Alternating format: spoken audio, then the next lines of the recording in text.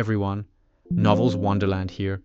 Thank you all for the love and support you've shown me and the channel. Naruto from Ninja Academy to an Early Grave, Chapter 205 to 213, Chapter 205, My ninjutsu stands above yours. 1733 words. Uchiha Itachi's path as a ninja had been going quite smoothly.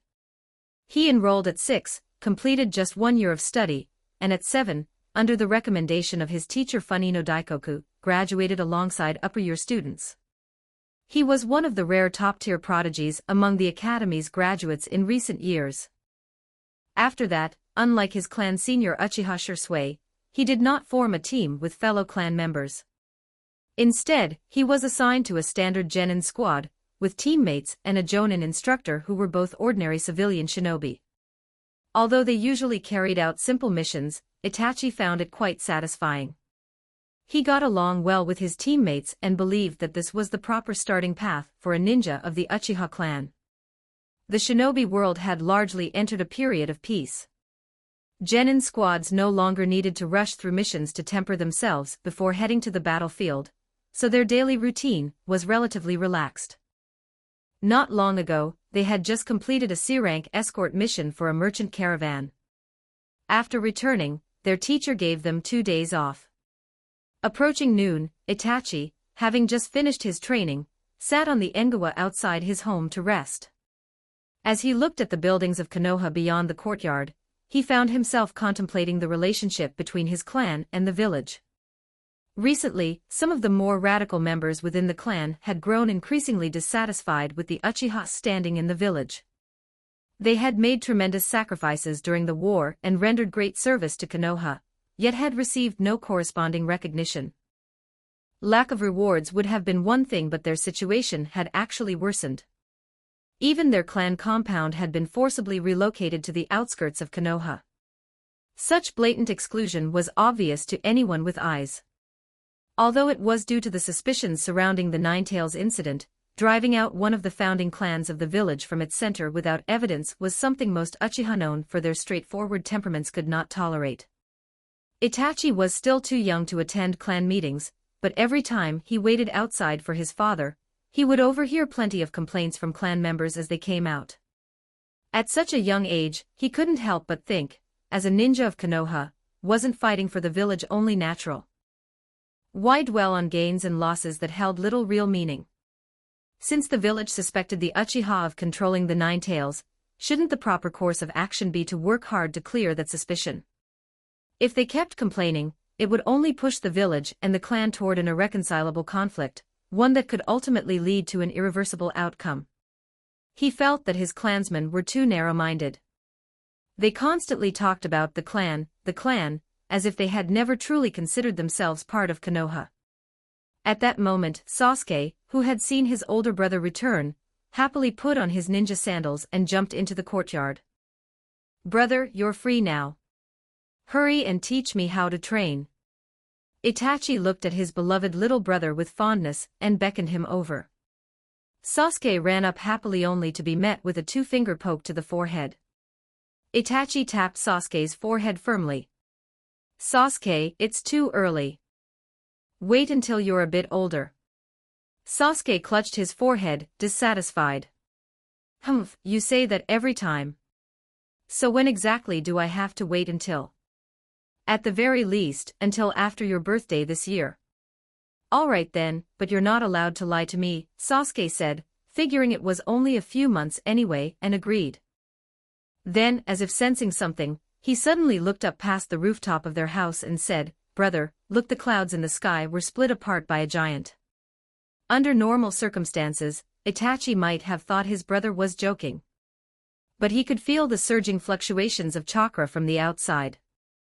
Stepping into the courtyard, he looked toward Konoha's back mountain, and saw a towering chakra giant rising into the sky. He said in surprise, "Makoto-senpai."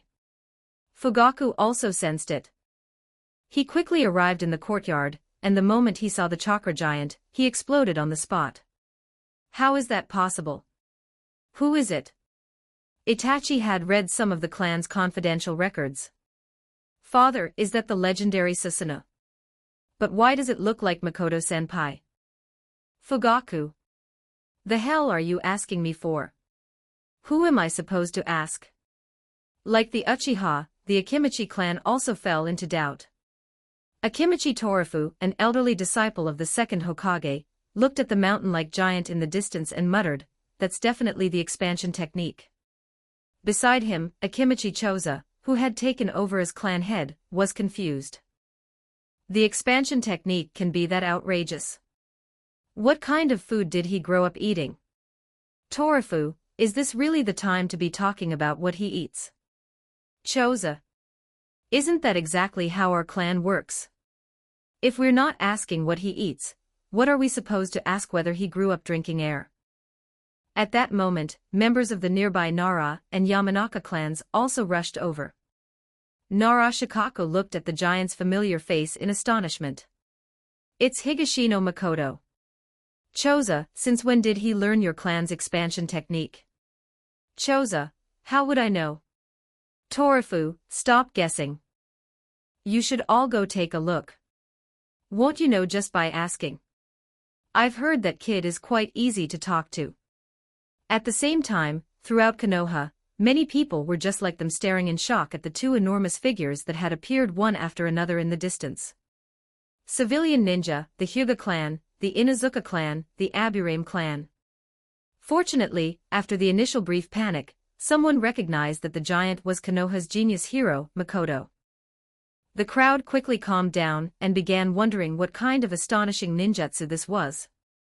On the rooftop of the Hokage building, Sarutobi Hiruzen's mind was filled with the image of the chakra giant that had just appeared.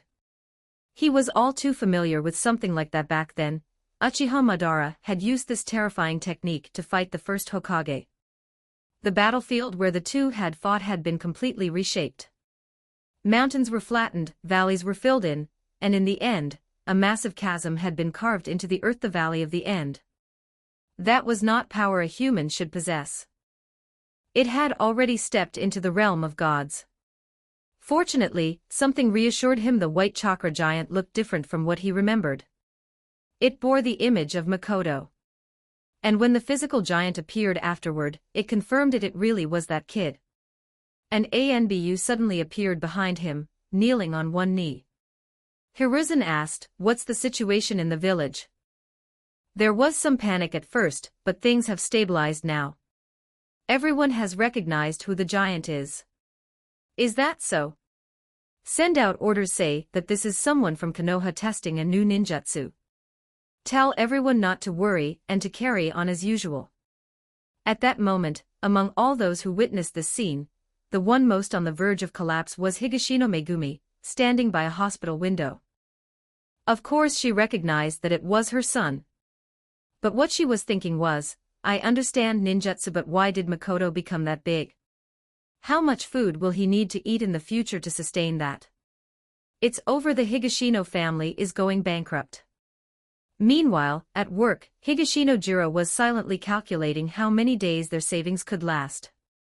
In midair, still immersed in his own transformation, Makoto suddenly sensed quite a few Konoha ninja heading this way.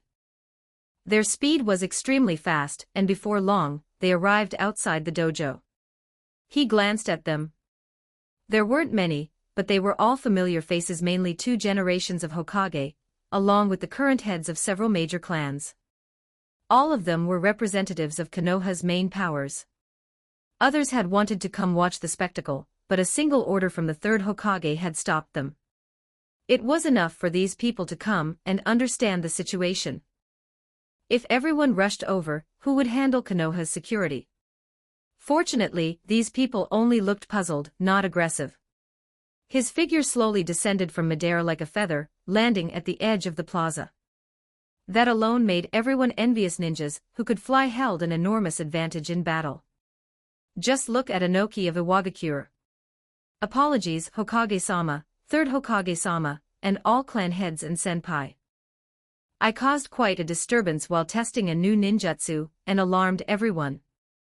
Hiruzen asked, Makoto, have you made progress in your recent training?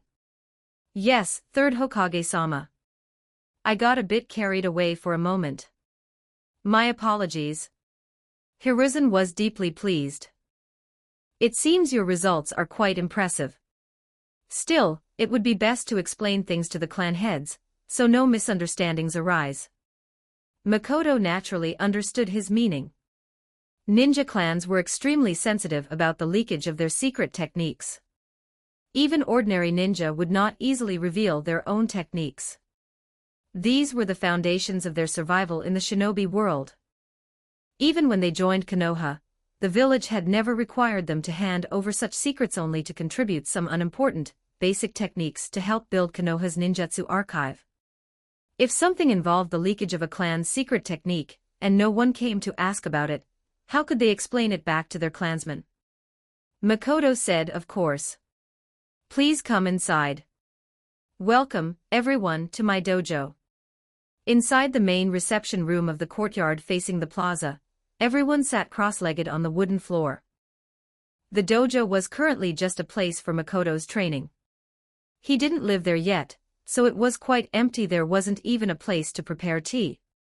Fortunately, no one had come to drink tea, so no one minded these details. Fugaku was quite anxious, but after glancing around, he saw that none of those present were ordinary ninja. Everyone had at least some knowledge of Uchiha secrets. Even so, though eager, his tone remained relatively restrained. "Makoto, that chakra giant transformation ninjutsu you used just now, was it Susanoo?" "Fugaku Ajisen, what is Susanoo?" "I will post some extra chapters in Patreon, you can check it out. Patreon.com/Tito Viller. Chapter 206, Chapter 206. My ninjutsu stands above yours. 1894 words. Seeing that the other party was still willing to respectfully call him Ajisen, Fugaku felt a great sense of satisfaction on an emotional level. Since everyone present was an important figure in Konoha, he no longer bothered to hide anything. For the Uchiha clan, once a ninja advances beyond the 3-tomo Sharingan, both eyes can evolve into the Mangekyo Sharingan. With those eyes, one awakens an ultimate ninjutsu that resides within their ocular power, a chakra giant known as Susanoo. So the 3-tomo can evolve even further. This is the greatest secret of the Uchiha clan's Sharingan. But since everyone here isn't an outsider, I trust in your ability to keep it confidential. In truth, quite a few people were already aware of the existence of the Mangekyo Sharingan. Regardless of what opinions they held about the Uchiha, Fugaku himself was well regarded. Everyone present nodded, expressing that they would not speak of this matter outside. Makoto explained, "Fugaku Ajisen, I don't know what Susanoo is.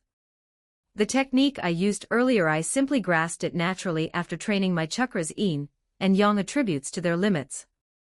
It's just a Yin release ninjutsu."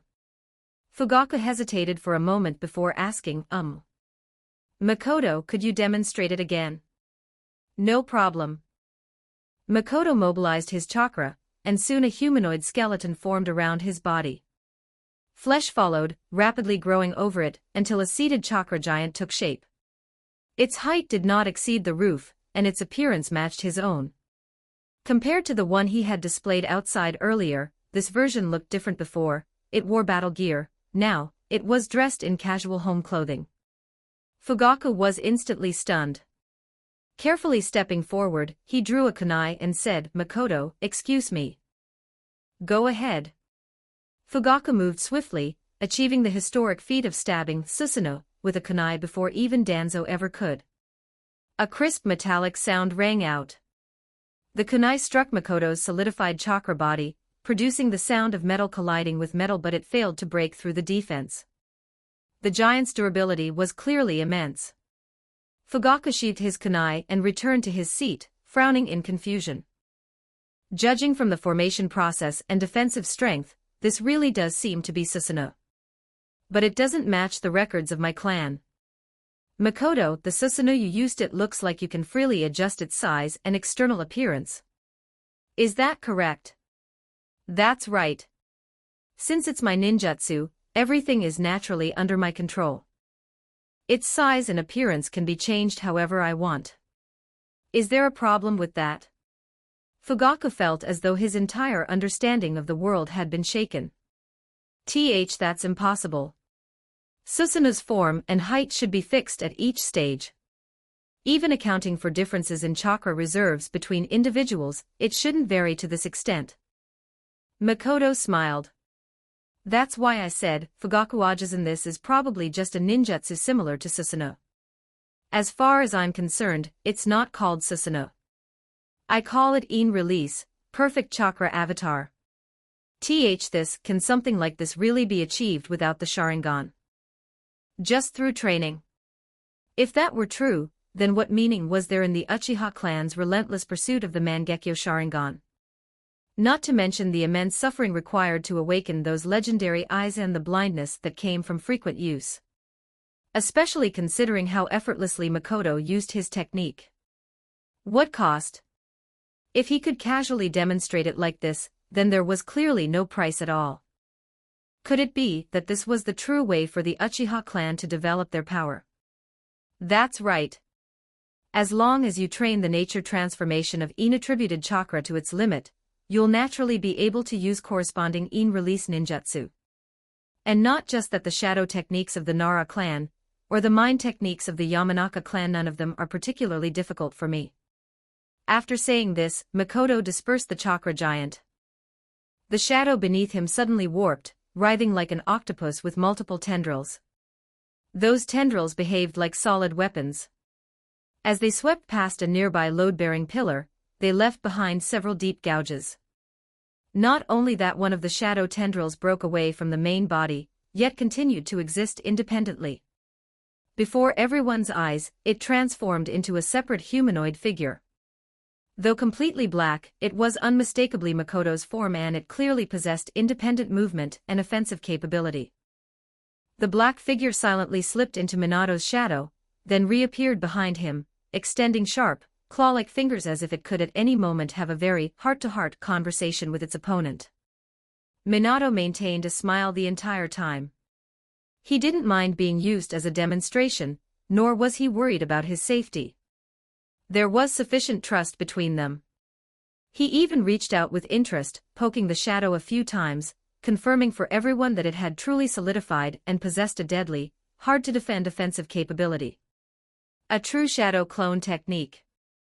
At this point, following Uchiha Fugaku, Narashikaku was also completely stunned. There was no doubt this was their clan's shadow technique. But Makoto was using it at a level far beyond theirs, more advanced, more outrageous, and far more dangerous. This fully demonstrated that Makoto's ninjutsu did not come from their clan's secret teachings because he didn't need them. He had created it himself purely through talent. In the early stages, the Nara clan's shadow techniques could only serve as support. Offensive power mainly relied on the butterfly in the Ino-Shikacho combination. Only after reaching advanced levels did they gain some independent lethality. But just look at Makoto's shadow techniques, they were practically tailor-made for assassination. If members of their clan could learn this, each and every one of them could become a master shadow assassin. At that thought, Narashikaku's heartbeat couldn't help but quicken. He wanted it. He really, really wanted it. Although Makoto hadn't demonstrated any mind techniques, Yamanaka Inoichi was certain that if he did, the results would be even more outrageous than anything their clan could produce. He muttered, so when In-attributed chakra is trained to its limit, ninjutsu can undergo this kind of qualitative transformation. Makoto replied, that's right, Inoichi-senpai. The same applies to yang release as well. The giant form I used earlier may look similar to the Akimichi clan's expansion technique, but I call it yang release, perfect giant form. It corresponds to in release, perfect chakra avatar. Chakra possesses yin and yang attributes. After training them, the ninjutsu performed are called in release or yang release. Techniques like the expansion technique, shadow techniques, and mind techniques all fall under this category. What the Sage of Six Paths mastered was a higher-level yin-yang release. It was fundamentally different from separate yin release or yang release techniques. They were not comparable at all. Akimichi Choza interjected, Makoto, was that expansion earlier your limit? It wasn't, Choza-senpai.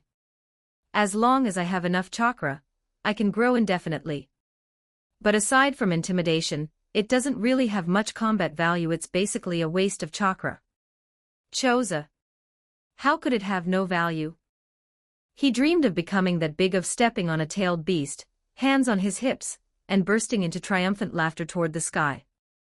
Just imagining it made his blood boil with excitement. And you're telling him it has no meaning? At this point, the third Hokage spoke up.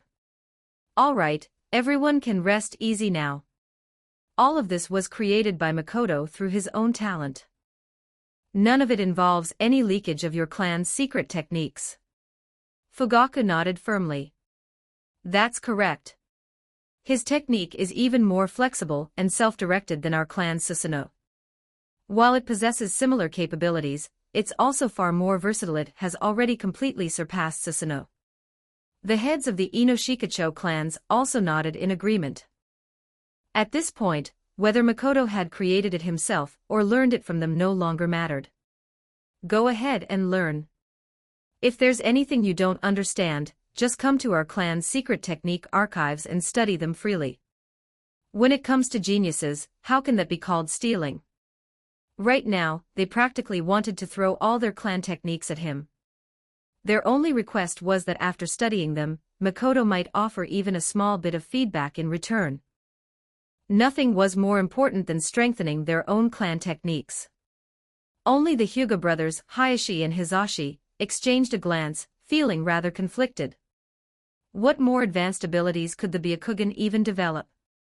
Should they send some people over for Makoto to study? If he could produce something on the level of the Mangekyo Sharingan, then the Hyuga clan would strike it rich. A Byakugan leak? That wouldn't even be a concern anymore. Seeing that no one had further objections, the third Hokage continued, I understand everyone's concerns. But Makoto is the most talented ninja Konoha has ever produced. Perhaps you don't know this yet, but he has already mastered ice release. And not long ago, through his own efforts, he successfully fused with Release's bloodline limit. Its power is no less than that of the first Hokage. As Hiruzen said this, he swept his gaze across everyone present, pausing briefly on Fugaku. He intended to use this opportunity to wake these major Konoha clans up to make them fall in line behind the Hokage and behave. What Fugaku was thinking, however, was this: they already couldn't deal with something resembling Susanoo, so what difference would adding would Release make? The others weren't particularly surprised either. A genius, after all, doing outrageous things was to be expected. Their only thought was that ever since Senju Hashirama and Uchiha Madara had passed away, Konoha had finally produced another godlike figure. Uchiha Fugaku didn't care about would Release. There was no way their clan could produce another Uchiha Madara anyway. What he cared about was inattributed chakra training. Makoto, could we allow some of our clan's younger members to follow you and learn? This was what everyone truly cared about. Ice release and would release were things they didn't dare hope for, but gaining the opportunity to learn was what mattered most. Makoto replied, I've never minded sharing my training experience and results. But in the end, I'm still a Konoha ninja. Everything depends on the Hokage's arrangements. As he spoke, he first looked toward Minato. The two exchanged their thoughts instantly within a genjutsu space, then Makoto turned his gaze to Hiruzen.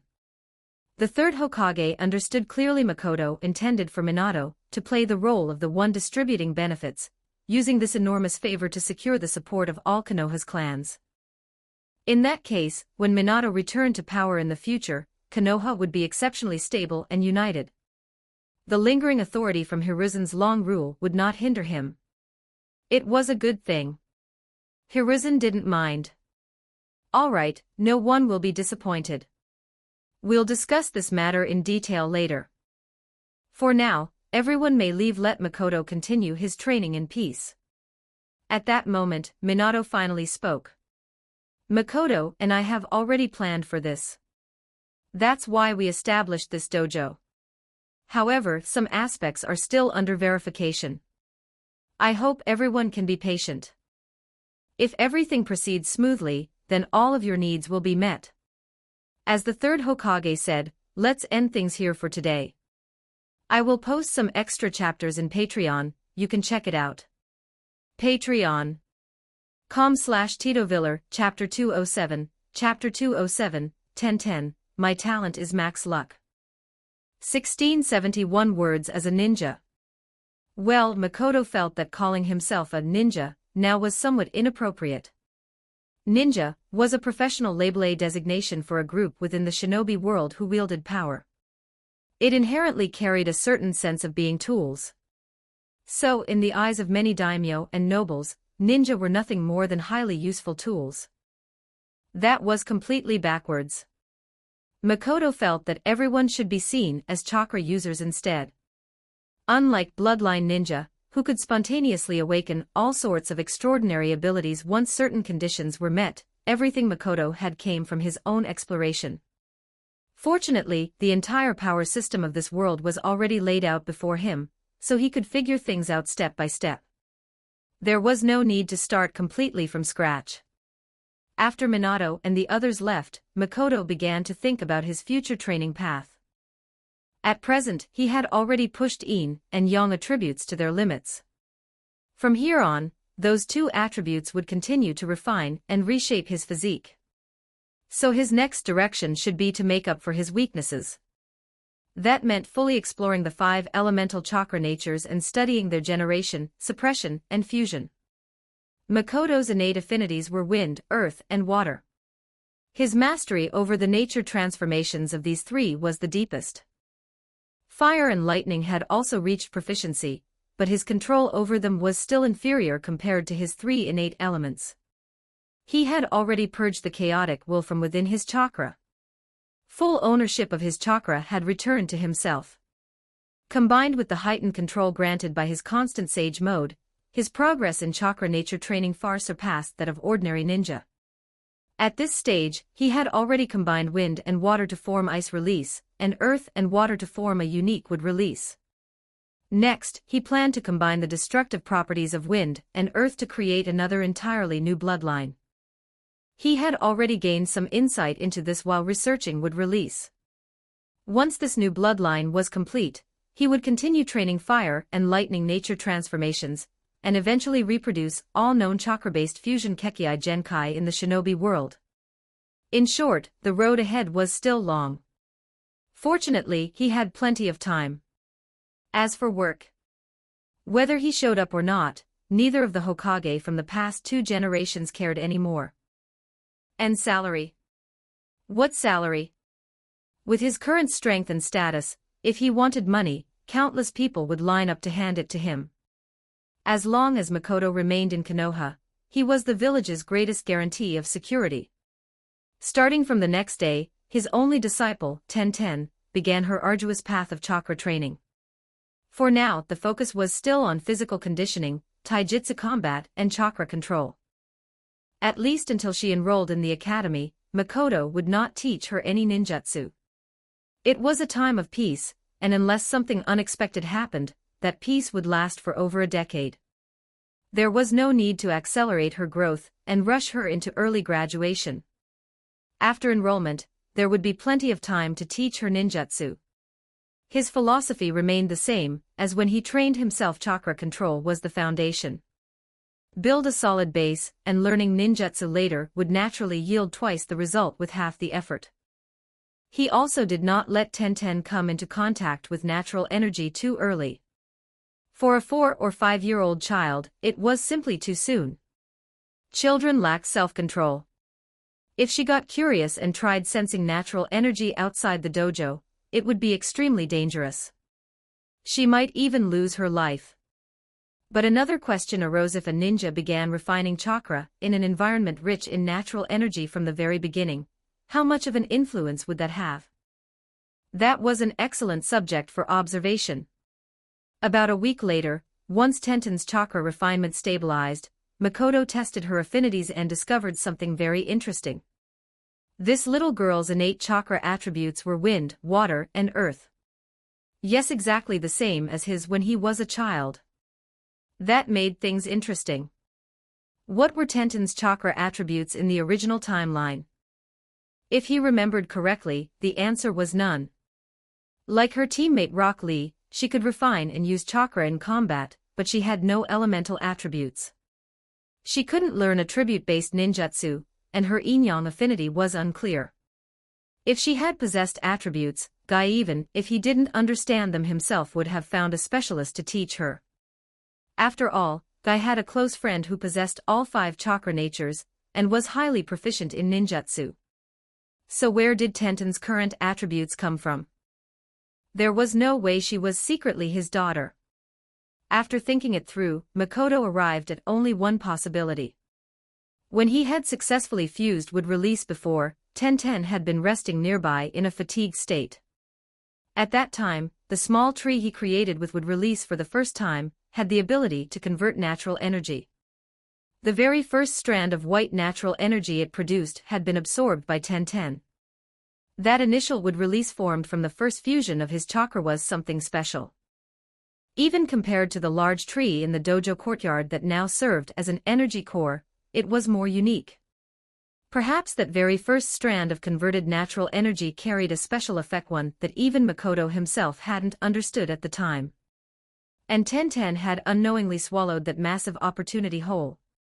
It seemed that the immediate recovery of her stamina and mental energy back then had only been the most trivial benefit. The greater effect might have been a permanent optimization and transformation of her physique. Could this be the terrifying nature of someone with maxed out luck among the original 12? Running all over the battlefield, casually picking up sage tools everywhere. And in this world, her luck buff had become even stronger.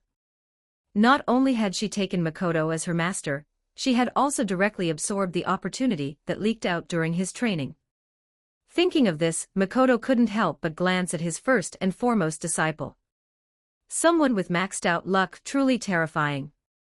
Time passed quickly as Makoto trained and observed. By the end of the year, the once quiet dojo had gradually become lively. Aside from his family and teammates, others would also come by in their spare time to train and receive his guidance. This included the long-standing 3-clan alliance, Ginma's team, Kakashi, and others. Even the 3 members of Hyuga Takuma's team had begun coming regularly under their clan head's instruction. Makoto treated everyone equally and held nothing back. But how much they could learn depended entirely on themselves. Ever since he first discovered the differing characteristics of natural energy, he had vaguely felt that he had stepped into a silent struggle for control over the highest-tier energy in the shinobi world. Once he realized that his unique would release could convert other types of natural energy back into a near-primordial state, he became even more certain.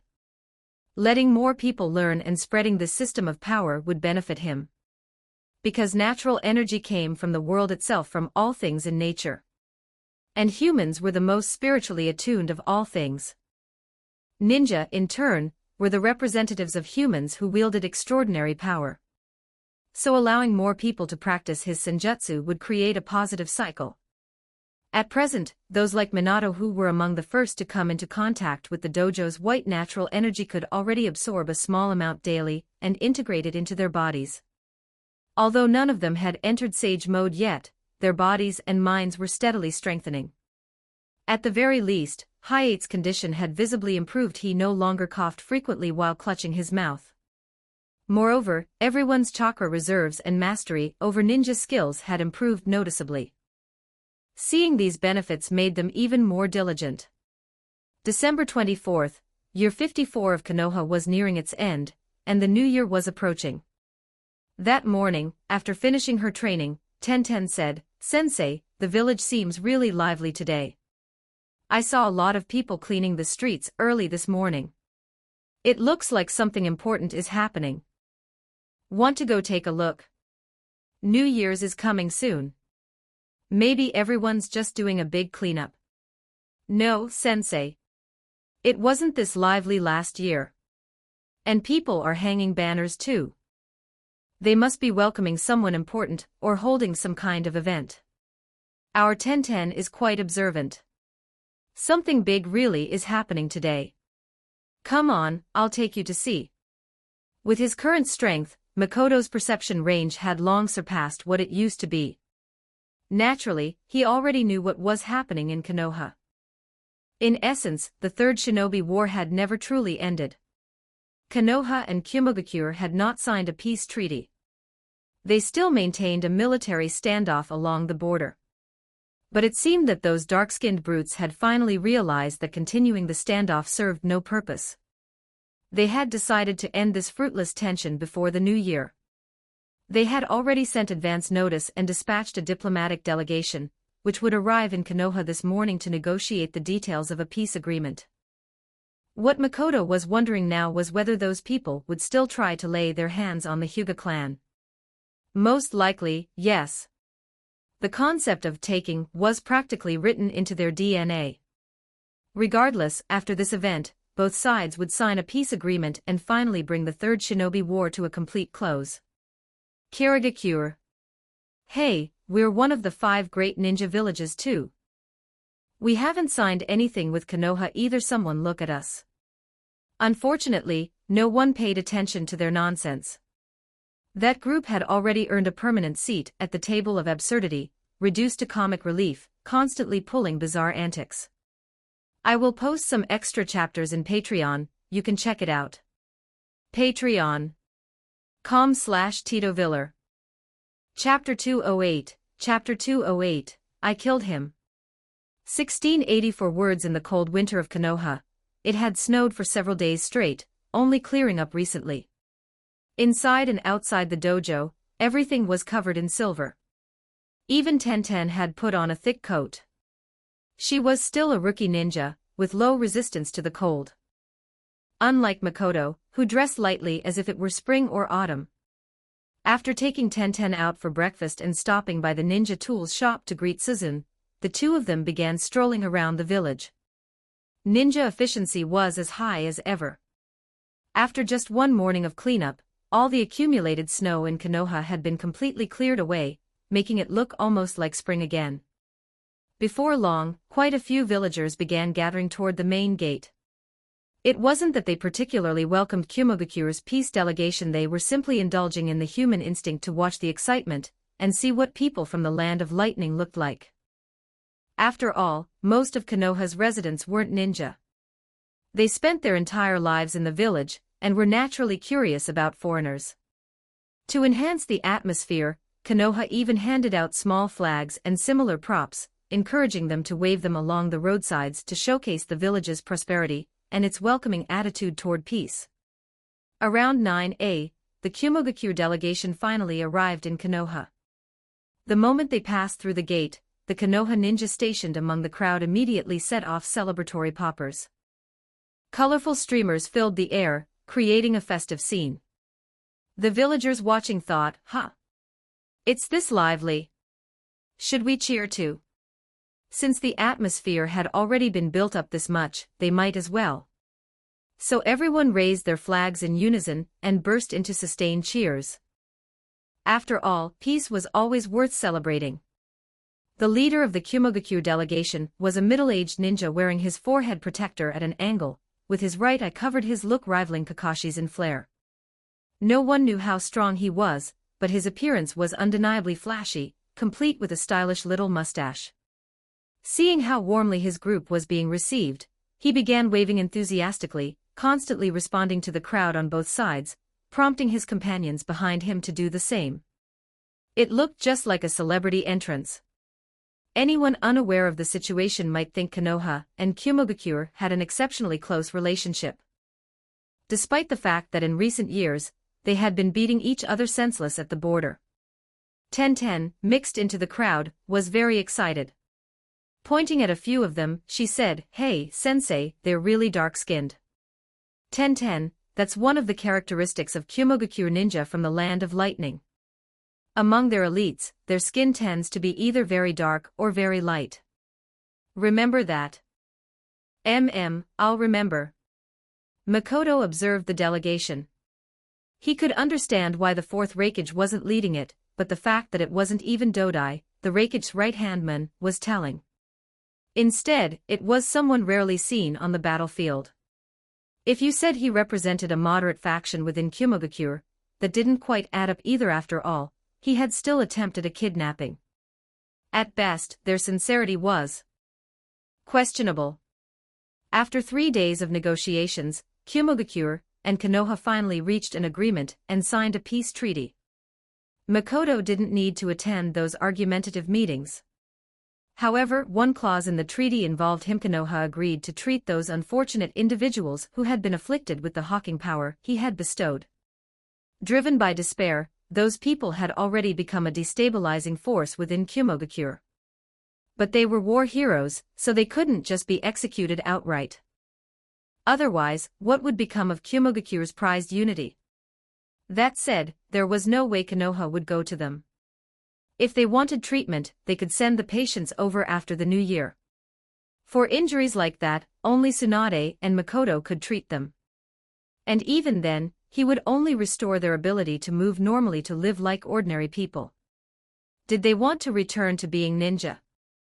Why would he restore their strength so they could kill Konoha ninja later? On December 27th, the night the treaty was signed, both sides decided to hold a peace celebration banquet. The heads of all major factions in Konoha were invited. It had to be said this was deliberate. They had chosen Hinata's birthday. There was no way that hadn't been carefully planned. The Hyuga clan's strict adherence to tradition was no secret in the shinobi world. And the birthday of the Hyuga heiress wasn't exactly classified information. So an interesting situation arose. Every major faction in Konoha was invited to the banquet. Guess who didn't show up? The Hyuga clan. That day was the third birthday of Hinata, the heir of the main family, an event of utmost importance to the clan. At age 3, she would officially be recognized as the successor to the clan head, and begin her training. At the same time, a group of branch family children would be designated as her future protectors and branded with the caged bird seal. Niji was among them. Human joys and sorrows were not shared. At least today, Hyuga Hizashi felt that deeply. But these were internal affairs of the Hyuga clan, and Konoha would not interfere. The banquet between Konoha and Kumogakure went on late into the night. The Kumogakure delegation leader seemed to have completely abandoned the vigilance expected of a ninja, immersing himself in the festive atmosphere and drinking at every opportunity.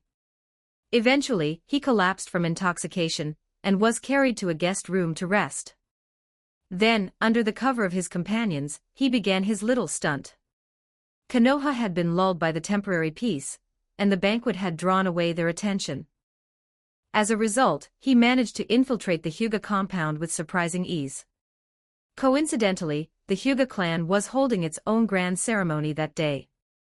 Exhausted from the rituals, Hinata had been taken away early to sleep. The delegation leader, lurking in the shadows, was overjoyed. He quickly seized the sleeping Hinata, knocked her unconscious, and prepared to escape. There were accomplices waiting for him outside the Hyuga compound.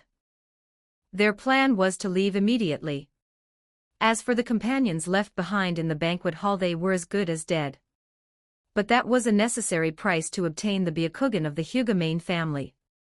And then he was killed by Hyuga Hayashi with a single strike. But when Hayashi removed the thief's disguise, his entire body went stiff. Wonderful. The leader of Kumogakure's delegation had attempted to kidnap a child and had been killed on the spot. Now the freshly signed peace treaty looked like a complete joke. If things went badly, the Hyuga clan might even be blamed for breaking the peace. Makoto descended like a ghost from the air. Hayashi-senpai, surprised. Startled, Hayashi looked up. Upon recognizing him, he let out a breath of relief. Makoto, you saw it too. He broke in and tried to abduct my daughter. This isn't my fault. Of course not. I followed him the whole time. I saw everything. He's dead, and that's that. No need to worry. After saying that, Makoto extended a finger and struck the fatal wound with a wind finger shot, destroying that patch of skin along with the entire network of chakra pathways. Hayashi looked at him with a hint of gratitude. Now he wasn't the one who had killed him. At that moment, members of the Hyuga clan rushed over, having sensed the disturbance. Hizashi arrived at the front, took one look at the corpse, then at his niece in his brother's arms, and immediately understood what had happened. Brother, Makoto, what do we do now? Hayashi remained silent. Makoto replied, we wait for Kumogakure to arrive. They'll be here soon.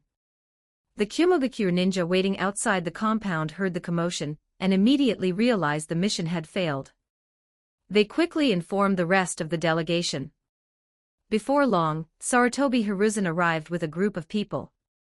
Upon seeing their leader's corpse, the vice leader of the delegation immediately flew into a rage. But Makoto spoke first. So this is Kumogakure's idea of diplomacy. Using a banquet as cover to steal Konoha's Byakugan. You've got some nerve. One of the Kumogakure ninja retorted, more like Konoha used the banquet as an excuse to lure our leader out and kill him. The vice leader turned to the third Hokage. Hokage-sama, it seems Konoha has no interest in peace.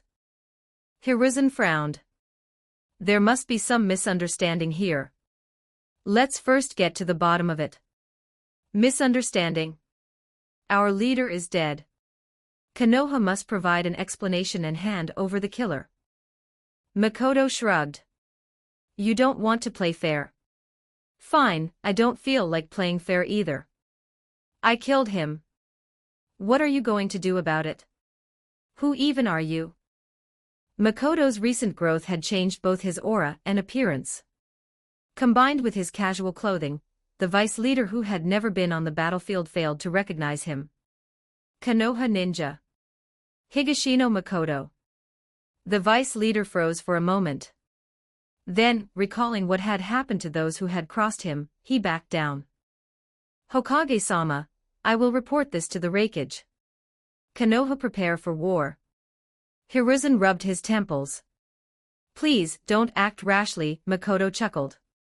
So, Kumogakure. Have you prepared enough wheelchairs? If not, feel free to place an order before you leave. Mention my name and you'll get a 20% discount. The Kumogakure ninja. In the end, they didn't dare say anything more. They left in anger, taking their leader's body with them. Hiruzen stepped forward to check on Hinata. After confirming she had only been drugged unconscious, he immediately issued an order to the ANBU at his side, notify the Jonin squad leaders. Assemble immediately. He had already seen it clearly. Kumogakure had no intention of being reasonable. In the end, ninja always settled things with their fists. I will post some extra chapters in Patreon, you can check it out.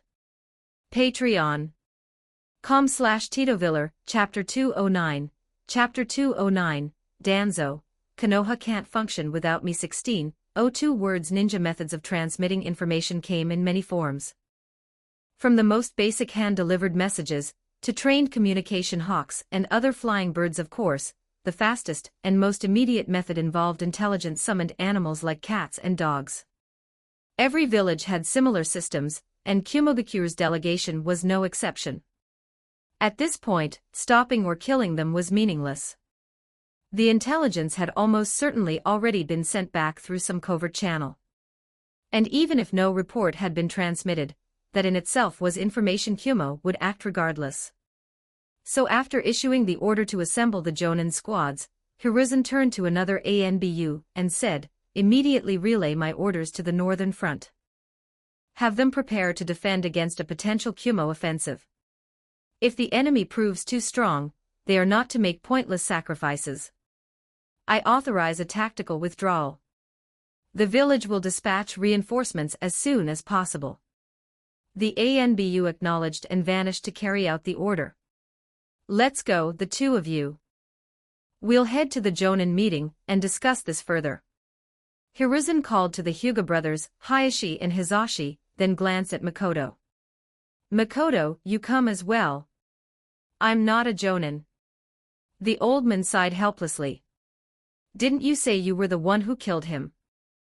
All right, I get it.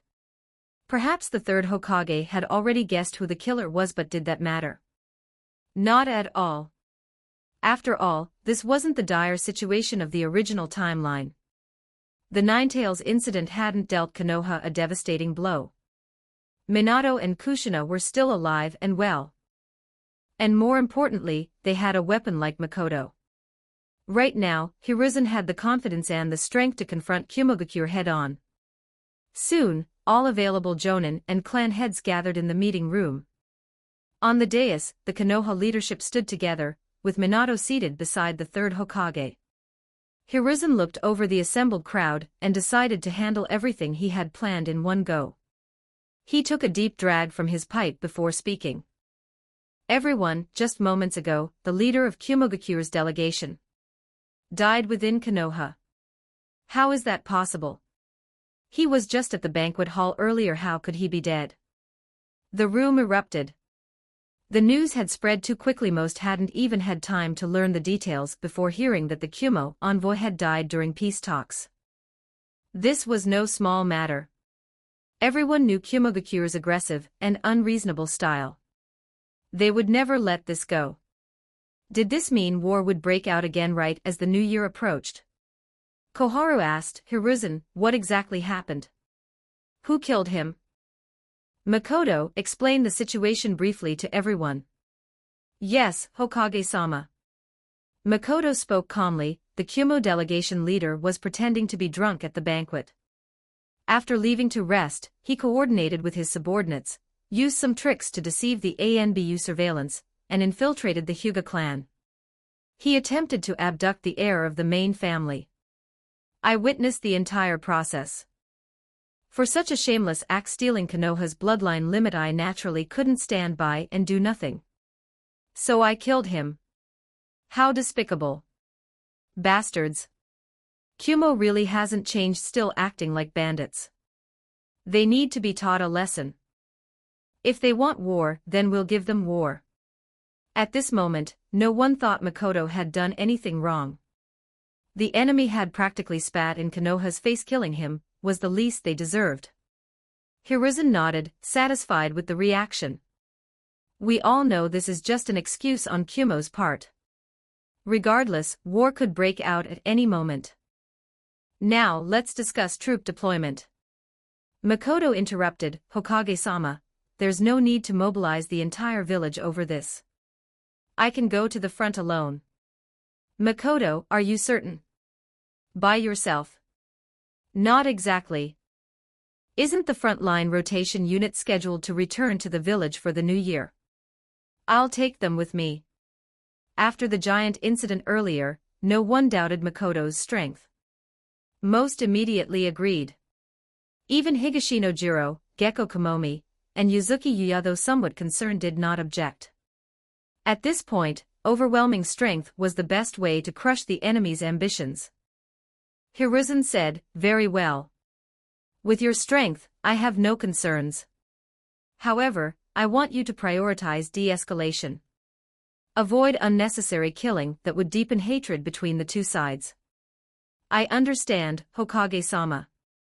At that moment, after a brief discussion, Hyuga Hizashi stood up. Hokage-sama, since the Kumo envoy died because of matters involving the Hyuga clan, I will act as Makoto's deputy and lead a portion of our clan into battle. Hiruzen nodded. Very well. Then it's settled. Next, the second purpose of today's meeting.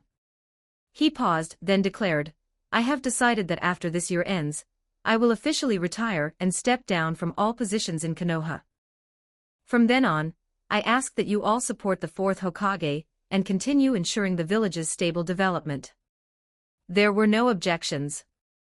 In fact, many believed the third Hokage should have stepped down long ago. Only Danzo opposed it.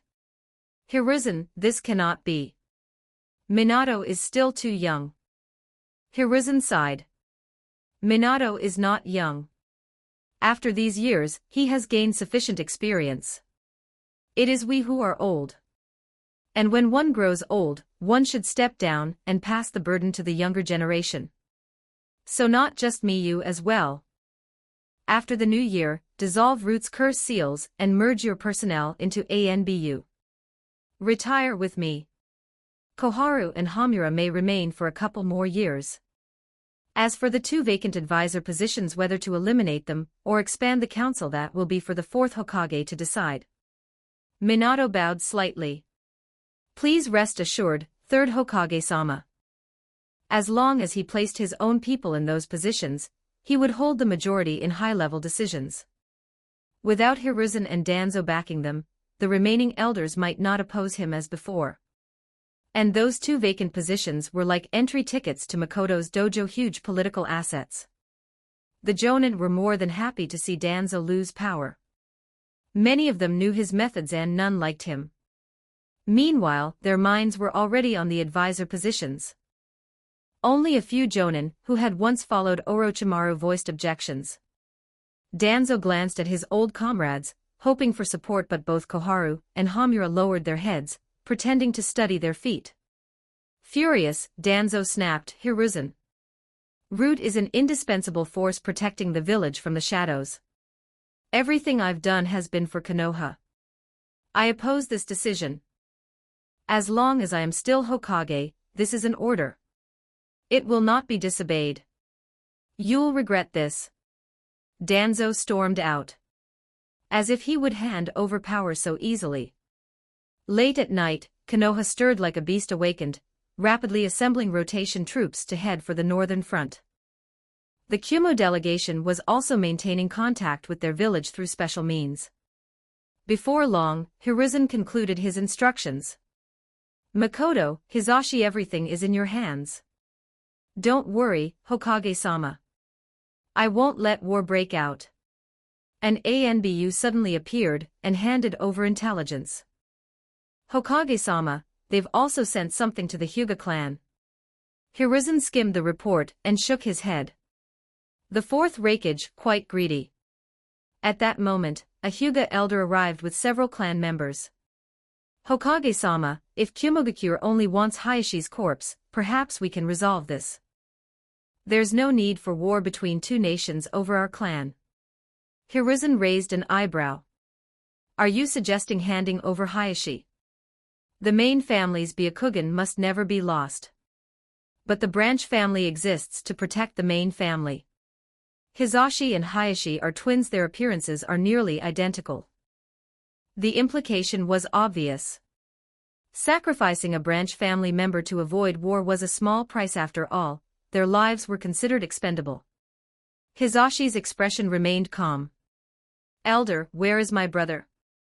Why isn't he here to tell me this himself?" "Hizashi, mind your place. This is a decision made by the entire main family. You have no right to question it as a branch member." So Hayashi had refused and had been restrained by the elders. Makoto couldn't hold back anymore. "Elder, this may be your clan's internal matter, and I shouldn't interfere, but I have a question. If you use Hizashi's corpse to fool them this time, what about the next time Kumo tries the same trick? Who do you hand over then? And the time after that? If that's the case, then no need to wait, let's hand you over this time. Don't worry, I can completely destroy your bloodline so Kumo gets nothing. So tell me, are you willing to sacrifice yourself for peace?" The elder trembled with rage. "You ignorant brat." "I may be ignorant," Makoto snapped, "but at least I know compromise doesn't bring peace. And I will never accept peace bought with Hizashi's corpse. If that's the kind of peace you want, then why do we even train? To become cowards? If you want to hide in your shell, don't drag me into it." The elder nearly fainted from rage, his blood pressure spiking. But he didn't dare attack. He wasn't foolish, he knew his entire clan combined wouldn't match Makoto. Hiruzen stepped in. "This matter has already been decided. The Hyuga need not interfere. Return and do nothing unnecessary." Watching the elder leave, trembling with anger, Hiruzen felt irritation rise. Konoha wasn't weak. If they followed the Hyuga's proposal, they'd become a laughingstock of the ninja world. And what would that do to his reputation after retirement? I will post some extra chapters in Patreon, you can check it out. Patreon.com/TitoViller, Chapter 210, Chapter 210, A Brand 1579 words. That night, Makoto set out at top speed with the rotation troops, heading for the front lines of the land of hot water.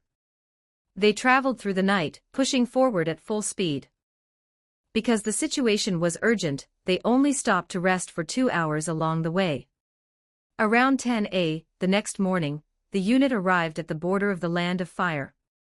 Ninjas from the Hyuga clan kept their Byakugan active in shifts the entire time, maintaining surveillance to prevent any ambushes.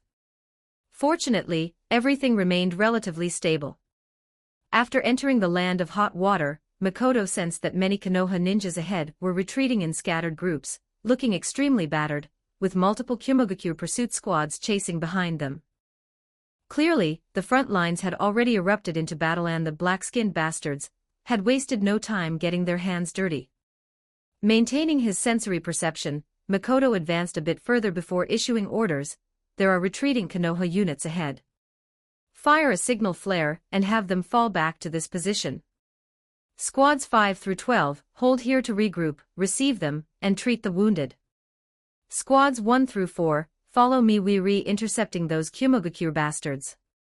As the signal flare shot into the sky, the scattered Konoha ninjas across the wide area spotted reinforcements, and began converging toward this point in an orderly fashion.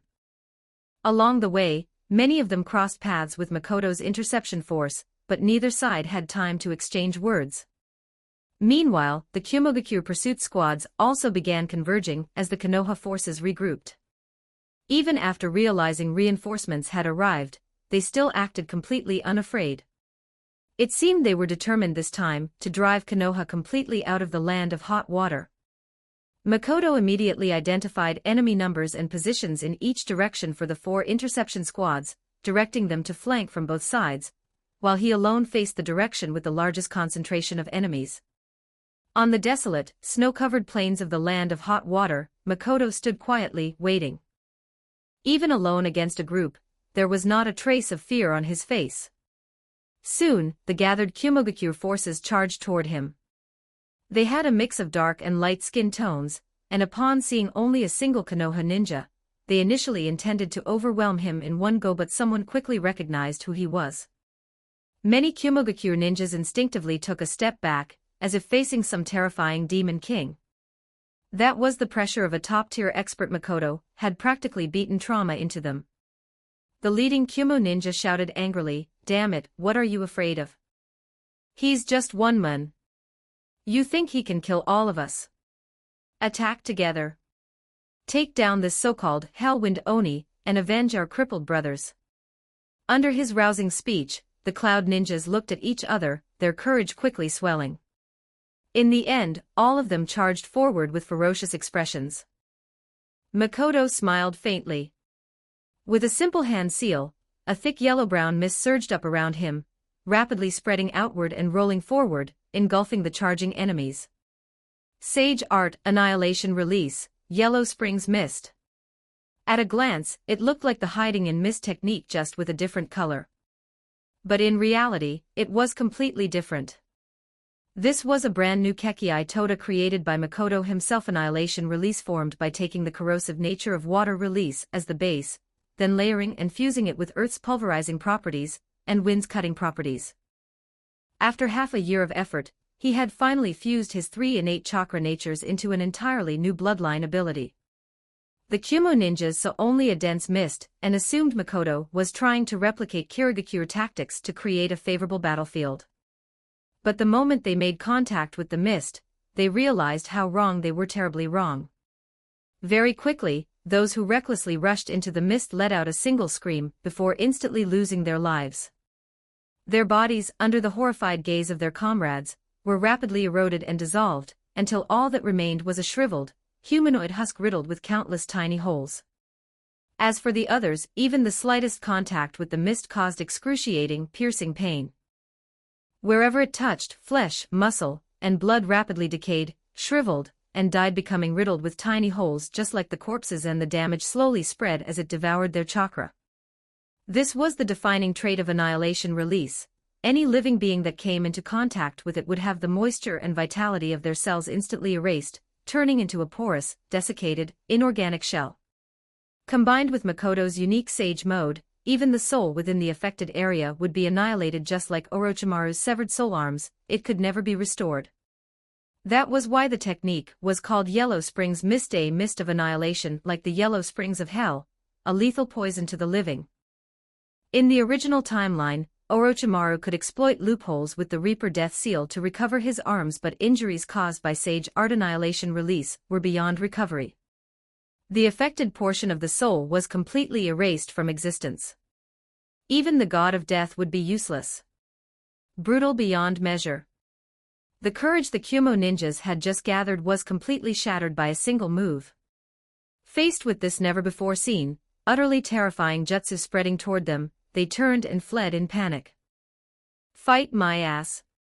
Makoto's figure flickered as he passed through the mist, appearing behind the fleeing Kumo ninjas. Drawing his sword, he unleashed a wave of pale yellow wind blades. Sage Art, Annihilation Release, Eternal Scar Blade. Many Kumo ninjas were pierced clean through by the blade energy, but they didn't die, nor did they bleed. Instead, their wounds showed the same withered decay, accompanied by unbearable pain. What they didn't realize was that this pain was permanent. For the rest of their lives, they would be trapped in this extreme agony, unable to escape it until death finally took them. Even amputation or carving out the wound along with surrounding tissue was useless. Annihilation Release had already infiltrated their entire chakra system, and would resurface at new wounds, clinging like a parasitic curse. Why else would it be called Eternal Scar Blade? Kekkai Tota was both wondrous and terrifying. The third Tsuchika Jinoki's dust release pursued absolute instant destruction, reducing anything it touched to the microscopic level. Makoto's Annihilation Release, however, was even more horrifying, not just for its immediate lethality, but because it inflicted a continuous damage and agony effect, tormenting its victims until death. In the end, only a few at the very front managed to escape. None of them dared to look back as they fled alongside the wounded, who gritted their teeth against the pain. Makoto didn't bother pursuing. Those survivors would return and sink into endless suffering, just like their wheelchair-bound comrades, further deepening the already bleak atmosphere in their village. Makoto had promised Hiruzen not to cause excessive slaughter, but he never said he'd let these bastards off easy. After dispersing the Yellow Springs mist, he glanced at the unlucky fools who had died inside it, feeling a chill run down his spine. Annihilation Release combined with Sage Art was too extreme. He'd need to be more cautious using it in the future. This kind of Kekkai Tota was a bit too inhumane, unlike Dust Release, which left nothing behind at all. Afterward, he departed to support the flanking units. The pursuing Kumo ninjas were quickly crushed and routed by Konoha, leaving behind many wounded shinobi fleeing while screaming in pain. With the enemy gone, the scattered Konoha remnants were able to regroup and receive treatment. Command on the northern front rotated frequently. Recently, the position had once again fallen to Makoto's old acquaintance, Nara Suzaku, but his luck had been poor, running straight into Kumogakure's renewed offensive. Fortunately, he had survived. After returning, Makoto asked, "Suzaku-senpai, what's the current situation on the front lines?" "They've fallen," Suzaku replied after catching his breath. "Early this morning, the Kumogakure forces we were facing launched a large-scale offensive. That alone would have been manageable. We've been evenly matched in numbers all along." But not long after, the 4th Reikage personally arrived with reinforcements. "We couldn't hold them off and had no choice but to follow the 3rd Hokage's orders to disperse and retreat." Makoto looked up. Most of the northern forces had already gathered here. There might still be a few scattered squads elsewhere, but as for the rest, they were likely already dead. Ninjas might seem extraordinary to ordinary people, but in a great ninja war, they could still be cut down just as easily as common soldiers.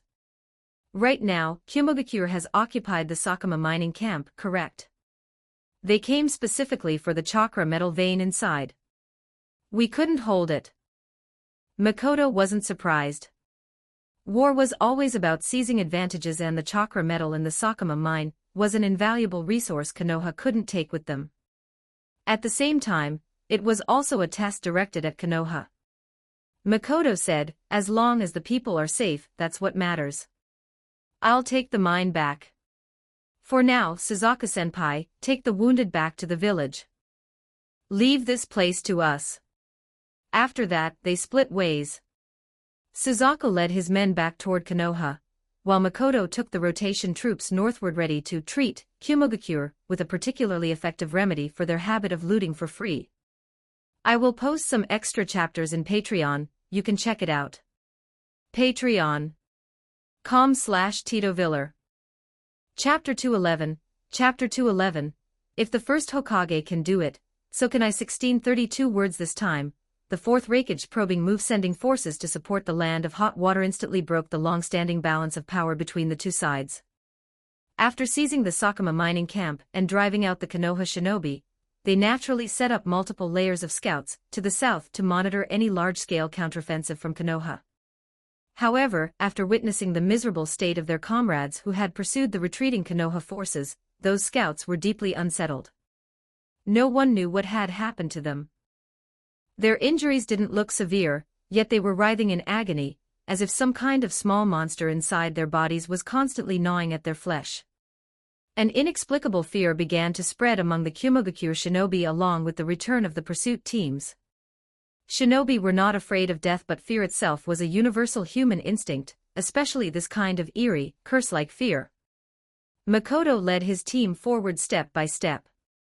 During this time, he did not make another move. Instead, he relied on his powerful sensory ability and mental energy to provide Konoha's forces with the positions of Kumogakure units across the battlefield. He didn't need communication shinobi. Using something akin to the Yamanaka clan's mental techniques, he linked directly to the captains of each squad. He alone functioned as the command and communication system for the entire area. With the added support of the Hyuga Byakugan, Konoha's forces advanced like a crushing tide, systematically wiping out scattered Kumogakure squads, and pushing forward at maximum speed toward the outskirts of the Sakama camp. Everyone felt the battle was far too easy. They had never fought such a smooth campaign in their entire lives. This group of Konoha shinobi was essentially experiencing, ahead of time, the command structure of the Fourth Great Ninja War. Outside the Sakama camp, Konoha finally encountered the main force, the Fourth Raikage himself, leading a large army to meet them head-on. Clearly, neither side had any patience left to continue this years-long stalemate. They intended to decide victory or defeat today. The winner would feast, the loser would eat dust. Makoto slowly floated forward from the rear of the formation, drifting to the space between both armies. The moment the Fourth Raikage saw him like that, his mood soured instantly. It reminded him of a certain old bastard who also liked to float in the air. Fighting flying enemies wasn't just annoying, it was downright disgusting. "Kid from Konoha, get down here and talk." Makoto didn't move. "Raikage-sama, we meet again. What, does this bring back some unpleasant memories? If so, I do apologize." The Raikage ground his teeth, forcing down his temper as he sneered, "What, is Konoha out of people? Is the third Hokage too old to walk now, or is the fourth Hokage stuck in bed? Why do you always send a brat like you out to handle things? Both Hokage-sama are in excellent health. It's just that dealing with you doesn't require them. I'm more than enough. If they came, I'm afraid you'd end up just like your father." When it came to trash talk, even if the Raikage had 20 more years, he still wouldn't be Makoto's match. The Raikage knew it himself, he had invested all his talent into his temper, not his mouth. So he suppressed his anger and went straight to the point. "Kid, those strange injuries my men suffered today, that was your doing, wasn't it?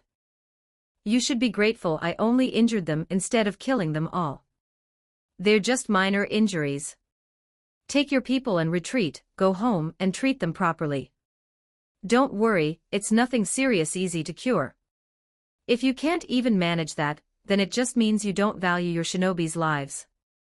Someone like you isn't qualified to be Raikage. Go home and reflect on yourself. Don't try to sow discord here." What happened with the envoy Konoha must give Kumogakure an explanation. The Raikage had grown smarter, he instinctively stopped following Makoto's rhythm. "An explanation? What kind of explanation do you want? This mine belongs to Kumogakure. And Konoha must hand over the killer. Don't think I don't know who did it. I'm the one who killed them. If you don't believe me, bring someone over, I can kill them again right here for you. What are you going to do about it?" Playing unreasonable. As if he couldn't do that too. "Kid, you're courting death. The fourth Raikage could no longer suppress his temper. Lightning erupted across his body as he activated lightning release, chakra mode. In the next instant, he leapt upward, appearing above Makoto, gathering chakra into his right leg and bringing it down in a brutal axe kick. Makoto flashed to the Raikage's side, then drove his right fist toward his head. The Raikage reacted instantly, crossing his arms to block. He blocked it, but Makoto was using monster strength. The overwhelming force sent the Raikage crashing toward the ground like a cannonball. The solid rock between the two armies shattered, forming a massive crater. Makoto descended immediately, following up. Wind attribute chakra gathered in his right leg, and he brought it down like a massive cleaver. Compared to ninjutsu, he preferred this kind of close-range, blood-pumping combat. Unfortunately, in the current shinobi world, there were almost no opponents left who could match someone like him fighting head-on while in sage mode, and wielding monster strength. Only the Raikage, with his strongest lightning armor, could hold out for a while. The fourth Raikage raised his chakra-infused arms again to block, but this strike was even heavier, far beyond his expectations. It felt like facing an extremely enhanced version of Tsunade. The ground roared again as the crater expanded further, debris flying and dust filling the air. Forced to one knee, the Raikage gritted his teeth, then shoved Makoto back and surged forward, abandoning technique entirely. His fists rained down in rapid succession, forming a blur in front of him. Makoto's excitement surged.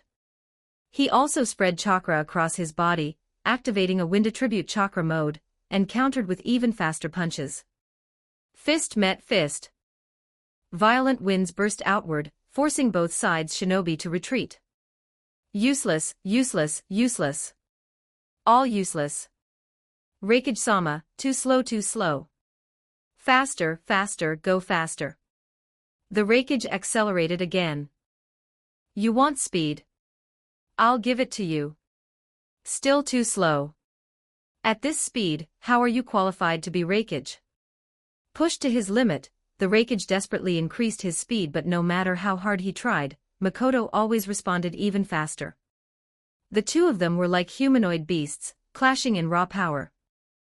Wherever they fought, destruction followed. The ground cracked into a continuous chain of craters. But soon, the Raikage had to admit it, he couldn't outfight Makoto. If this continued, he would be beaten to death. With a powerful elbow strike, he forced Makoto back, then gathered chakra into his right hand and charged forward at full speed. Lightning release, lariat ×2. From behind Makoto, a powerful figure burst out from the Kumogakure ranks, using the same technique to coordinate with the Raikage. They aimed to execute their ultimate combination attack, decapitation. It was the Eight Tails Jinchuriki, Killer Bee. The two brothers, though not of the same blood, moved in perfect sync. Their combined strike exploded with force as their arms converged, kicking up a cloud of dust. Did it work? Of course. With both of them attacking together, who in the shinobi world could block that? What about Makoto-sama? Both sides held their breath, eyes wide, watching this battle that would determine their fate. But as always, where there's smoke, there's no damage. In the crater, the Raikage and Killer Bee's arms hadn't even met. Standing between them, Makoto had raised both arms and firmly caught their thick wrists in his hands, stopping them completely. The two were shocked, breaking free, and exchanging glances, both seeing the disbelief in each other's eyes. They hadn't expected that someone in the shinobi world could so easily stop their combined strike. Even Minato had relied on extreme reaction speed and Flying Thunder God to fight them to a standstill. Raikage-sama, did you think I wouldn't notice Killer Bee hiding? Using tricks like this in front of a sensory shinobi, I isn't that a bit laughable. The Raikage took a deep breath and laughed. I never expected to hide it from you. Maybe Bee and I can't defeat you, but we can hold you back. Kid, battles between shinobi aren't like those warlord novels you've read. There's no tradition of dueling commanders. Last time, I just didn't want our forces to clash head-on, and let that old bastard from Iwagakure take advantage, so I said you could take 3 of my moves. But today is different. I won't play those games anymore. Maybe you'll win, but what about your men? Right now, I have twice your numbers. The advantage is mine. You have to make a choice: either Konoha accepts my terms, or you watch them die. I don't need to choose. If anything, you're the one who should be making a choice. You naive brat. The Raikage grinned viciously and shouted. With superior numbers, the Kyomogakure forces surged forward. Some units even flanked from both sides, attempting to encircle Konoha completely. Hyuga Hizashi commanded the troops to resist fiercely. They could retreat, but abandoning their commander was not an option. Makoto looked at the converging enemies and said calmly, "Now, Raikage-sama, it's your turn to make a choice. Enough boasting. I admit you're strong, but who do you think you are? The god of shinobi. Sorry about that. I may not be the first Hokage, but anything he could do, I can do too. I will post some extra chapters in Patreon, you can check it out. Patreon.com/TitoViller, Chapter 212, Chapter 212, the 8-1783 words. After speaking, Makoto clapped his hands together. Would release, deep forest emergence. In an instant, across the barren Sakama mining battlefield, countless towering trees burst through the hardened ground. Starting from the outer perimeter, they rapidly grew inward, forming a reverse encirclement in the blink of an eye. The Kyomogakure ninja had never seen such a jutsu before. They began slashing at the branches with their blades, but the trees seemed endless. New branches quickly grew from all directions, wrapping around them and restraining them. Some of the Kyomogakure ninja refused to accept it, and tried to form hand seals to counterattack with ninjutsu.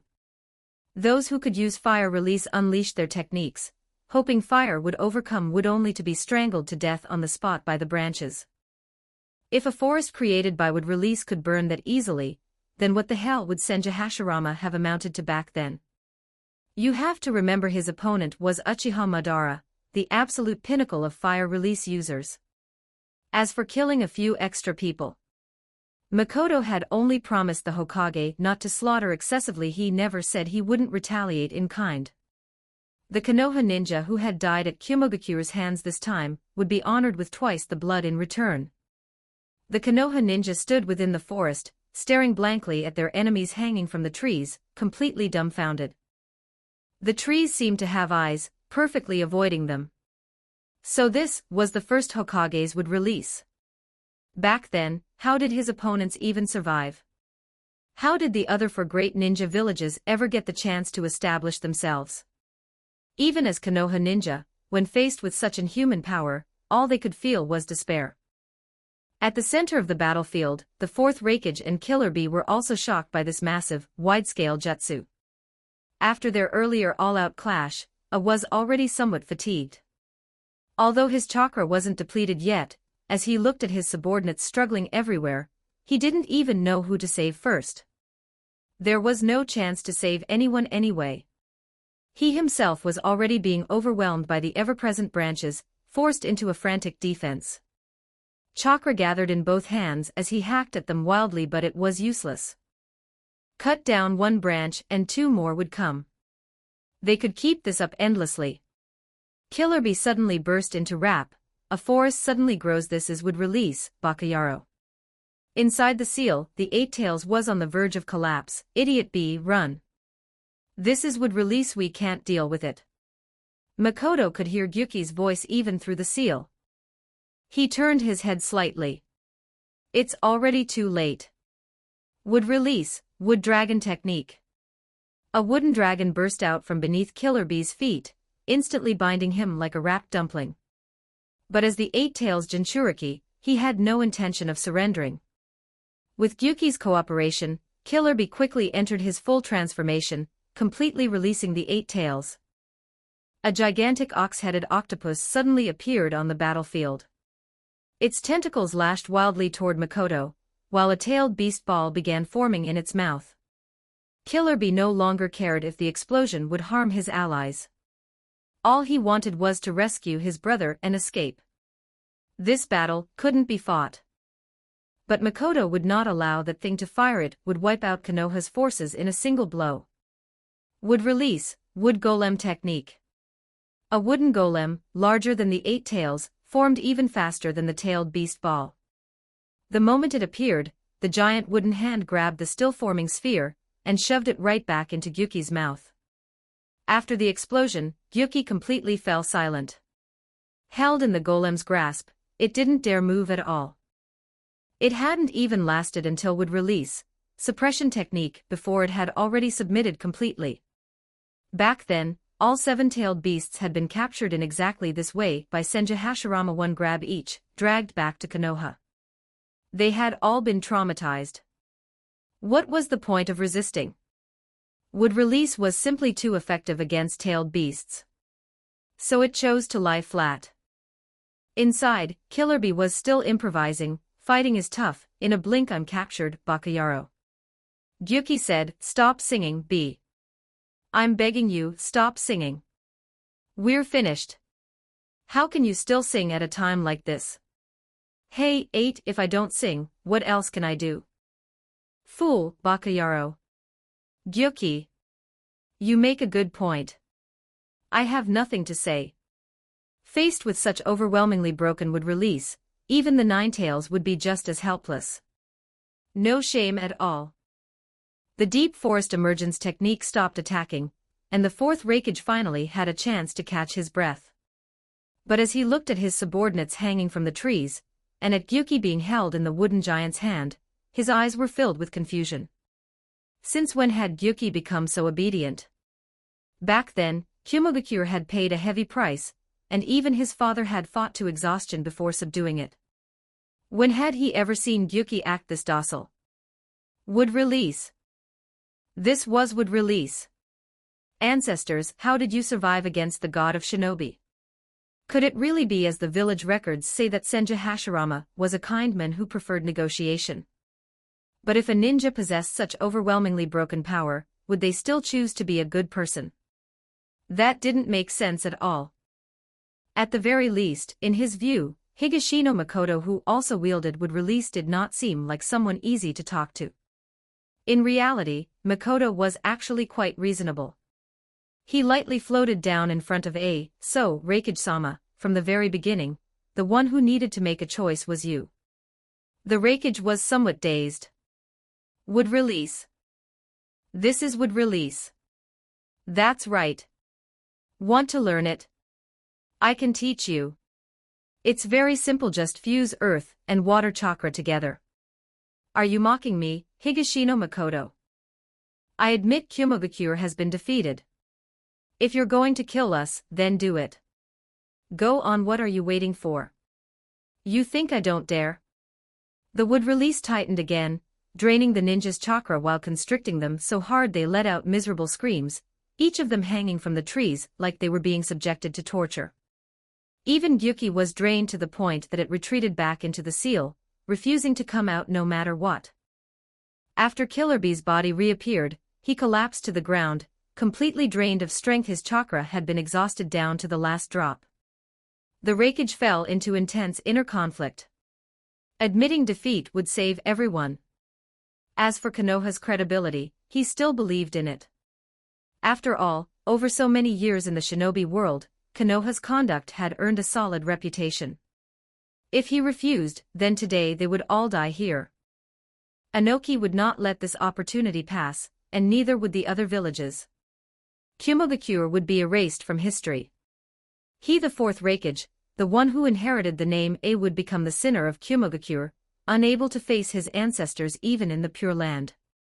It was called a choice, but in truth, he had no choice at all. The only thing stopping him was the shame of defeat, but in the face of the village's survival, what did personal humiliation matter?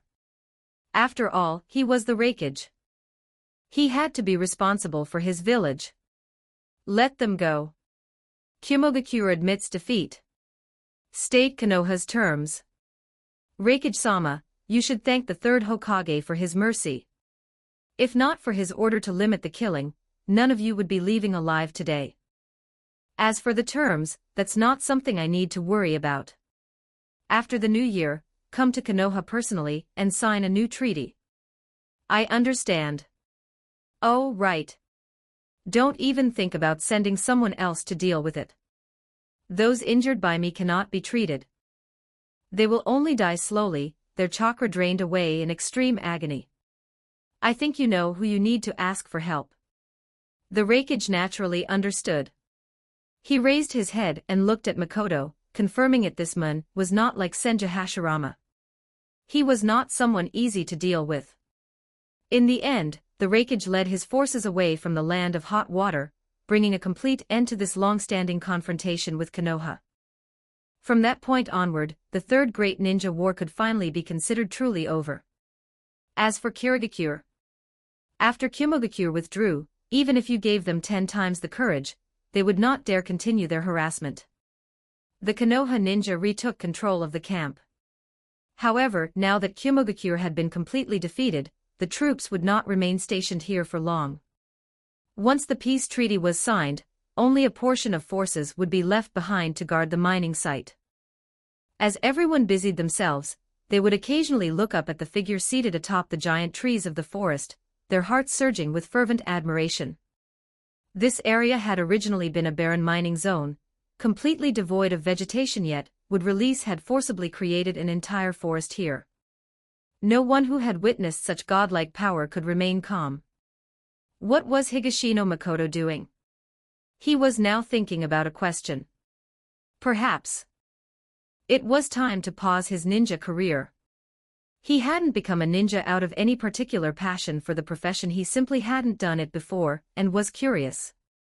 After coming to the shinobi world, if he didn't become a ninja, wouldn't that be a wasted trip?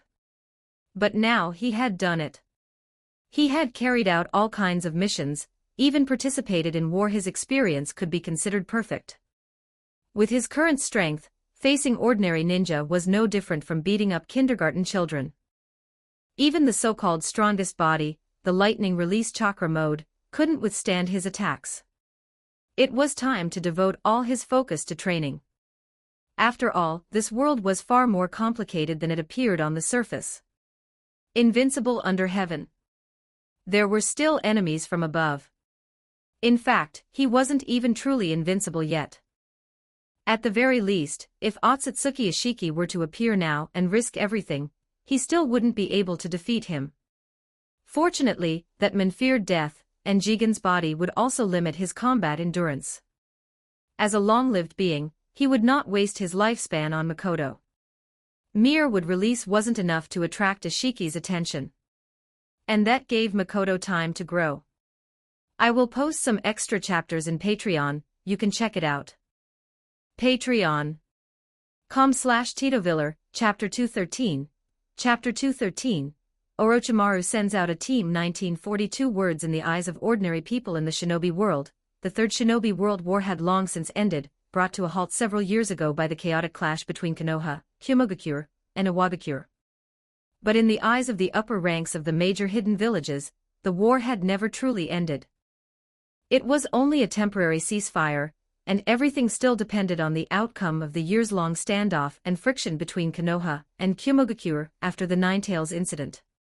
If both Konoha and Kumogakure suffered little and eventually withdrew, then everything would be fine, and the war could be considered truly over. But if the two strongest villages in the shinobi world ended up wounding each other badly, both suffering heavy losses, or if either side alone took severe damage, then the other three great hidden villages might step in and reignite the flames of war across the entire shinobi world. That was also why Sarutobi Hiruzen had instructed Makoto not to kill too many people. What he wanted was peace in the shinobi world, not to drag everyone back into endless war again before his retirement. An old fox like Inoki, after suffering once already, would not make a move again unless he saw an absolutely golden opportunity. As for Sunagakure and Kirigakure, they had never been content with being mocked as the filler among the 5 great hidden villages. They desperately wanted those 2 strongest big brothers to die. They dreamed of it. If you two don't die, how are we supposed to rise to the top? So they had been keeping a close watch on everything between Konoha and Kumogakure, especially the conflict that broke out on the night the two sides signed the peace agreement, including the escalation in hostilities afterward. Everyone knew this was a battle that would determine the future of the shinobi world. Whether there would be war or peace would be decided in this one gamble. What no one expected, however, was that the battle would come so quickly and end just as quickly. Kumogakure, which had seemed so overbearing and powerful, was swept aside by Konoha in just a few moves. Seriously, we gave you a chance and you were useless, damn it. Even more absurd was that, despite holding an overwhelming advantage and almost capturing Kumogakure's elites alive, including the AB combo, Konoha actually let off the opponent that had kept provoking them. That wasn't just stupid. It was stupidity at its finest. Then again, we gave you a chance and you were useless, idiots. But that was not the real focus of this battle. No one found it surprising that Konoha, the strongest hidden village in the shinobi world, had won. What was surprising was the way it won. That was not Konoha's victory. It was a stage that belonged to one man alone.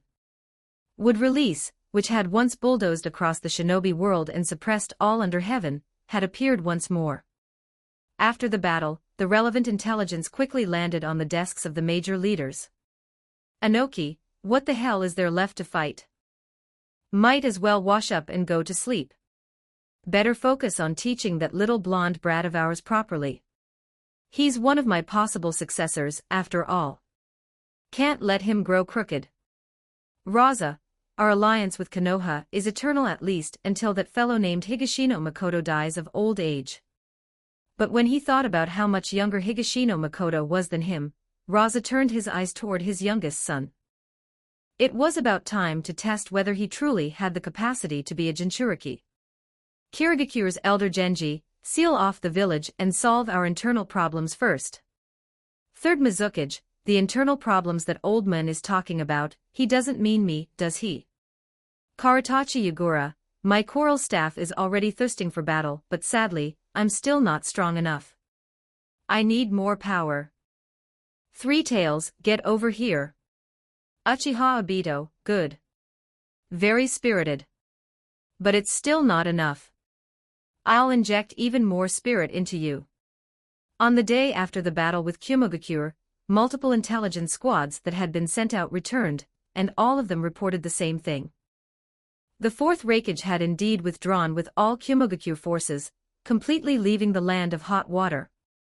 He had not even stopped in the land of the moon. At noon, after a brief discussion, Makoto, Hizashi, and several captains from the current rotation force decided that tomorrow they would first bring part of the troops back to the village, while the rest would remain stationed here. Any later arrangements would be left to the village to decide. That afternoon, as usual, Makoto was sitting in a tree training, when he sensed a familiar chakra fluctuation at the edge of the forest. His figure flashed, and he vanished by using the Flying Thunder God technique. Orochimaru-senpai, long time no see. Long time no see, Makoto. Orochimaru stared at Makoto with a puzzled expression, then lowered his head to look at himself. He felt as though there might be something unclean inside his body. Makoto smiled. I didn't leave a Flying Thunder God mark on you. But in this forest, marks can exist anywhere. Layering Flying Thunder God marks on top of would release HM. What an interesting idea. Orochimaru ran his tongue around once. Anko is doing well these days, I assume. Are you concerned about your once beloved disciple, or the curse seal on her body? Hee, both. My, who would have thought Orochimaru-senpai still retained a trace of sensei-student affection for Anko-senpai. But don't worry. Aside from being a little depressed, she's doing quite well. The third hasn't made things difficult for her. Of course, the sealing team still hasn't figured out what the curse seal actually does. I didn't tell them. Thank you. After thanking him, Orochimaru looked at the forest in front of them. The legendary would release. Makoto, don't tell me you underwent a cell transplant experiment like Yamato did. Because Yamato had left Root earlier than in the original timeline, and had even moved into the Higashino household, Orochimaru had naturally already investigated everything. Makoto denied it. I don't need to rely on such a crude and dangerous method. I studied Yamato's would release and your abandoned failed test subjects, and then developed it myself. You developed it yourself? What terrifying talent! Orochimaru did not doubt him. He knew Makoto had no reason to lie. The shinobi world has never lacked talented ninja, Makoto said modestly, then probed, Orochimaru-senpai. After all these years active in the shinobi world, haven't you discovered anything unusual? The snake's expression suddenly turned vivid. Makoto, do you know about the Sage of Six Paths? If you're referring to the legendary origin of ninjas, then yes, I've seen mentions in folktales and certain records. But that's just myth, isn't it? I'm afraid the Sage of Six Paths is more than just a myth. Because I discovered that someone has awakened the eyes that, according to legend, only the Sage of Six Paths possessed the Rinnegan. The Rinnegan? Makoto feigned surprise. One of the three great dojutsu of the shinobi world, the most mysterious Rinnegan, does something like that really exist? Since the Byakugan and the Sharingan both truly exist, then the appearance of the Rinnegan doesn't seem so hard to understand, does it? I can understand it, but it's still surprising. Is it powerful? A greedy glint flickered in Orochimaru's eyes. It's not a question of whether it's powerful. It's the kind of thing that, how should I put it, completely transcends the conceptual understanding of ordinary ninja. It possesses the true might of a sage. Makoto said, it seems Orochimaru-senpai hasn't just discovered the Rinnegan, you've encountered it as well, haven't you? I only happened to witness a battle involving the Rinnegan once. The other party seems to belong to some organization, and they've already noticed that I'm investigating them. I think it won't be long before I meet the owner of those eyes. Makoto, would you be interested in going with me when the time comes, to see just what kind of miraculous abilities the legendary Rinnegan possesses? No, Orochimaru-senpai, I'm not interested. The next few years are a critical period for my training. I don't want to be distracted. Besides, a path like this, similar to the Sharingan, relying on the mutation of a specific organ to gain power, doesn't align with the system I'm following. Makoto refused directly. Orochimaru revealing so much today clearly meant he had ulterior motives. He wanted to drag him into dealing with the Rinnegan. He truly wasn't afraid of the Rinnegan right now. But what benefit would there be in killing Nagato? None at all. He didn't need to stuff those eyes into his own sockets. Who knew how many backdoors Madara and Black Zetsu had left inside those eyes? What a pity. Makoto didn't want to dwell on the topic and changed the subject. Recently, has Danzo been in contact with you? Because of your existence, he's more desperate than ever for wood release. He even plans to transplant it into his own body. That old man doesn't want to live anymore. Which is why he came to me hoping I could eliminate the risk of wood release going berserk. Fine, then keep cooperating. If you get any intel, remember to share it. Hee, no problem. But Makoto, I'm also very interested in the path you're walking. That's fine. My training path will gradually be promoted within Konoha in the future. It'll be easy for you to get it. If there's anything you don't understand, just come to the dojo and find me. Then it's settled. Somewhere on the outskirts of the forest, Uchiha Obito and Black Zetsu were also gathering intelligence.